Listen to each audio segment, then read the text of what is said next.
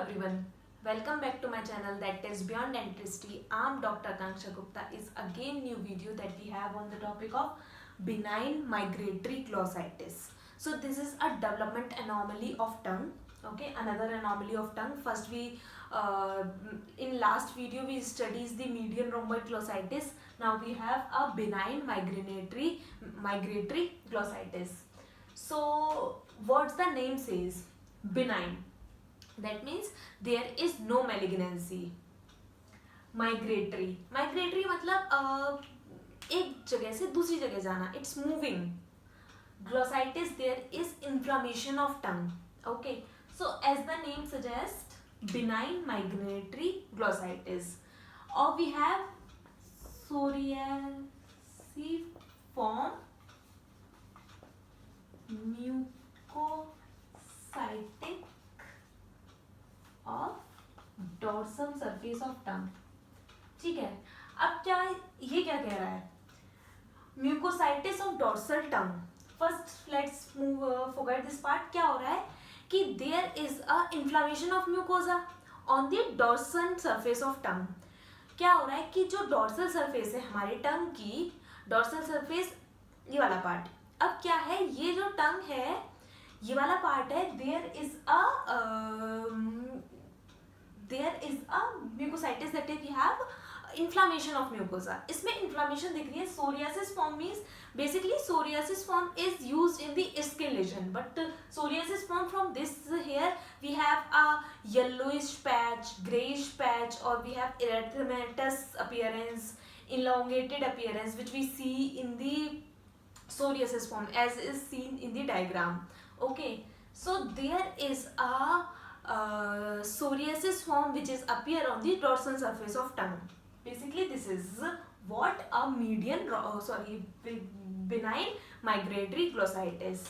Now we have another name of this disease is we have anomalies. We have geographic form. इसको geographic form क्यों कहते हैं? I will explain in the clinical features. Now we have etiology. So etiology में क्या हो रहा है कि exact etiology it unknown, but some research says that there is more common in hypersensitive patient, emotionally stressed people, or in the infection, candidiasis. This is are most commonly involved in the benign migratory glossitis. So now we have our clinical features. अब clinical features में क्या हो रहा है? Age.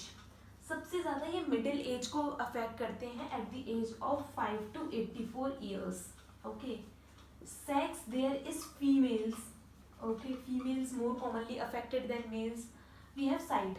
Site में क्या होता है कि हमारा डॉर्सल सरफेस ऑफ टंग और लेटरल सरफेस ऑफ टंग दोनों इफेक्ट होते हैं, but sometimes it's occur on the ventral surface of tongue. Okay, site. Size, इसका साइज जो होता है वो सिंगल और मल्टीपल जितने भी होते हैं उस हिसाब से वेरी करता रहता है.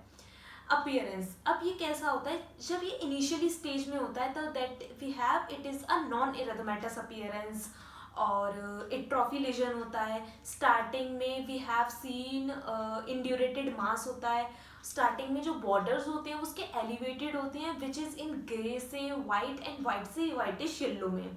ठीक है, ये अपीयरेंस होता है. उसका कलर कैसा होता है? देयर इज इसमें कलर्स में क्या होता है कि इसमें फिलीफॉर्म जो पेपिले होते हैं वो एब्सेंट होते हैं. उसकी वजह से क्या होता है, this will gives to pink to red smooth shiny surface. इसमें क्या होता है कि पेशेंट में जो पेशेंट होता है एसिम्प्टोमेटिक होता है. ठीक है, एसिम्प्टोमेटिक है, बट समटाइम पेशेंट में कंप्लेन ऑफ पेन और बर्निंग सेंसेशन. उसको बर्निंग सेंसेशन कब होती है? जब वो स्पाइसी फूड इनटेक करता है. ओके, अब there is a factor that is migration. अब क्या होता है कि जो एरिया है, ठीक है, लाइक यहाँ ये that we have our tongue. Okay, अब क्या हो रहा है कि हमारा यहाँ पे लीजन हुआ. Okay, this is lesion. अब यहाँ पे जब लीजन हुआ, ये लीजन होने के बाद it will heal. Okay, automatically it will heal. ये हील हो गया, उसके बाद there is another area which is also infected. That means this term is gives the migration. अब इस माइग्रेशन हो रहा है तो जो डिस्क्वामेशन है लाइक एरिया है जो उसके आसपास का है देयर इज एलिवेटेड. ओके, ये बाउंड्रीज हैं. तो ये बाउंड्रीज हमारी बेसिकली कंपैरिजन करें हम इसका तो कॉन्टिनेंटल ग्लोब से कंपैरिजन हो रहा है कि क्या हो रहा है. बीच में वी हैव वाइटिश पार्ट और ये reddish yellow lightish yellow part हमारा कंट्रीज हो गई. Outline we have a filiform papillae और फंगीफॉर्म पैपिले. उससे क्या हो रहा है हमारा there is a give appearance of geographic term. So that's why we called it geographic term. There is migrating factor which is involve in this disease. We have histological features. अब histological features में क्या हो रहा है. So there is a thickened layer of keratin which is involve neutrophils. क्या होता है, एक लेयर होती है thickened layer that is we have squamous epithelium. उसमें क्या होता है, हाई लेवल ऑफ केराटिन होता है और न्यूट्रोफिल्स होते हैं. ठीक है. Second we have Munro's abscess. There is nothing, ये कुछ नहीं होता है. इसमें क्या होता है कि हमारे स्मॉल पैचेस होते हैं that we have small appearance, small pieces होते हैं इन्फ्लामेटरी सेल्स के. अब इन्फ्लामेटरी सेल्स एक सर्टेन जगह पे अगर कॉम्बिनेशन से एब्सिस लाइक कुछ बना देते हैं उसको हम कहते हैं Munro's abscess. Okay, now we have rete ridges. जो रेटेरिज होती है हमारी वो इनलार्ज हो जाती है, थिन और इलोंगेटेड हो जाती है. अगर ये रेटेरिज हमारी थिन और इलोंगेटेड हो जाती है, अगर ये हमारी थिन और इलोंगेटेड नहीं होती है तो then we it consider it Reiter syndrome. Okay, this is we have hyperparakeratosis. Okay, and acanthosis होती है which is seen in the histological features. Now we have a treatment part. So treatment में क्या होता है कि हम इसमें patient को बर्निंग सेंसेशन है तो हम उसमें टॉपिकल एनेस्थीसिया एजेंट देंगे लाइक वी हैव लिडनोकेन और हाइड्रोसेन.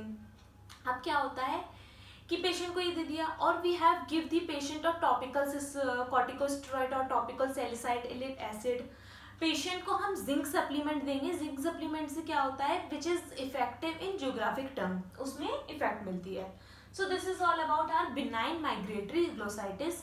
If you like my video please like, share and subscribe. Thank you for watching.